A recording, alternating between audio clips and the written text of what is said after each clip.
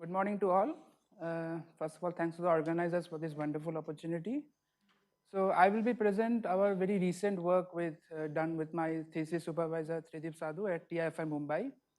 So it's about large deviations in boundary-driven diffusive systems and is based on this archive preprint. Okay. So in order to model non-equilibrium dynamics, a prototypical setup is that where we take a diffusive system that locally conserves some quantity and we couple it with two unequal boundary reservoirs. Now, what happens is that at sufficiently long times, the system eventually settles in a so-called non-equilibrium steady state, where a steady flow of the current of this conserved quantity is maintained across the system. Now, given this setup, we would like to address that what are the macroscopic properties of these conserved quantities in the non-equilibrium steady state for very generic diffusive systems. So the first problem that one would try to address is the transport of these conserved quantities between the reservoirs over some time period. Now, thanks to this seminal work of Bodinio and Derrida, like almost 2 decades ago, it turns out that for a large class of such diffusive systems, the complete probability distribution for this current of the conserved quantity can be exactly computed. Now, but then one could also ask the question, then how is this conserved quantity spatially distributed in the bulk of the system?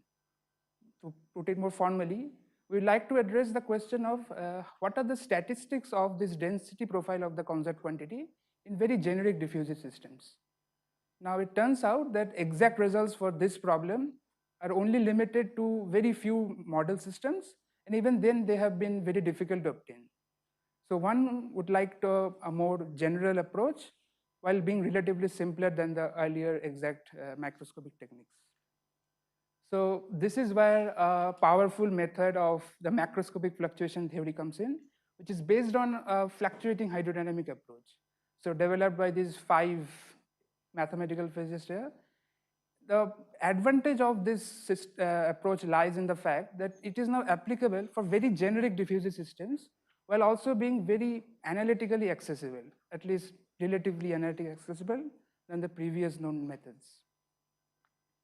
So given this framework at our disposal, we'd like to address these 2 important questions related to the density profile fluctuations.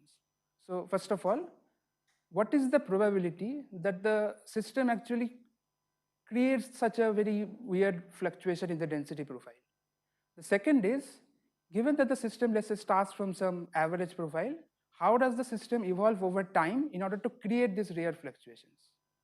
Now, within this fluctuating hydrodynamic approach, one can now describe this transition probability in order to go from this your typical profile in the initial time to this final fluctuating profile in terms of a path integral description, where each of these possible paths that the system could have taken as an associated action written in terms of just 2 parameters, namely the mobility and the diffusivity. And the essential power of this fluctuating hydrodynamic approach is in that all of the relevant microscopic details goes into these 2 parameters. Now, in the last system size limit, this path integral is dominated by the path which minimizes the action. So, to put it more formally, if we find the minimal action, that determines the large deviation functional, which in turn determines the probability of the density profile fluctuation that we observe. The second is the path that minimizes the action is that determines the optimal evolution that creates such a rare fluctuation. Now, so at the end of the day, one needs to solve this coupled nonlinear PDEs subjected to this boundary conditions. Now, somewhat expectedly, a solution to this problem for very general D and sigma parameters is not known. So this is where we come in and we propose a new transformation that replaces this response field. Note that this response field comes into the definition of the action because of the underlying stochasticity of the microscopic dynamics. And we replace this response field with a new field, which we call it F. And what it does is that this transformation makes this variational problem much more tractable. And as such, we can now solve the large deviation rare problem of density fluctuations for two large families of diffusive systems exactly. Now, without delving into the details of the calculations, let me just quote the key findings of our exact results. So the first set of systems where is described by parameters where the derivative of the mobility is proportional to the diffusivity. Now it turns out that for such systems, the LDF is entirely local. What it means is that the system has only short-range correlations even when outside equilibrium. But on the other hand, there is a second class of systems which is described by a constant diffusivity and a quadratic mobility. And there is this now a non-local component coming in, marked in red, which in turn implies that the system now develops long-range correlations. Note that we can also now solve for the optimal paths that lead to these particular rare fluctuations in the density profile. But the question is, can we even go further beyond these two classes and solve for very arbitrary d and sigma? So for this, we apply a perturbation around the equilibrium state and solve this problem. Now, one point that during this archive preprint, a similar work by Bodhinu and Derrida also appeared. But as it turns out, this perturbation also has been a very non-trivial problem for the last 2 decades, as pointed out by Derrida himself in this review article. But nonetheless, we have a solution, or at least an explicit result for this large deviations for very general d and sigma. But again, without going into the details of these expressions, let me just point out 2 important points. The first is that, you see, the non-locality in the LDF starts appearing only at the quadratic order in the non-equilibrium parameter, which measures the difference in the densities of the reservoirs.